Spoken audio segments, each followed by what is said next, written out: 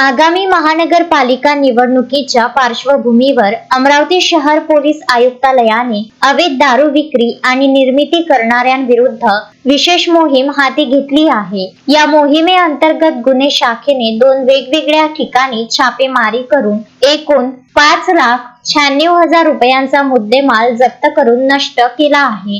ग्राम शेंदोळा बुद्रुक येथील पारधी बेड्यावर केलेल्या छापेमारीत दात्या भोसले, किरण भोसले आणि तारामती भोसले यांना ताब्यात घेण्यात आले। त्यांच्याकडून 2,84,000 रुपयांचा मुद्देमाल जप्त करण्यात आला। वलगाव रोडवरील ऑर्चिड शाळेमागे राज रामनाथ वाघमारे याला गावठी दारू तयार करताना रंगेहात पकडण्यात आले। त्याच्याकडून 3,12,000 रुपयांचा मुद्देमाल जप्त करण्यात आला। दोन्ही कारवायांमध्ये मिळून सुमारे 1950 लिटर मोहमा सडवा, 550 लिटर तयार गावठी दारू आणि दारू निर्मितीचे साहित्य जप्त करण्यात आले आहे। या प्रकरणी संबंधितांविरुद्ध महाराष्ट्र दारूबंदी कायद्यान्वये गुन्हे दाखल करण्यात आले आहेत। सदरची कारवाई पोलीस आयुक्त राकेश ओला यांच्या मार्गदर्शनात गुन्हे शाखेच्या पथकाने पार पाडली। शोएब खान, विदर्भ न्यूज, अमरावती।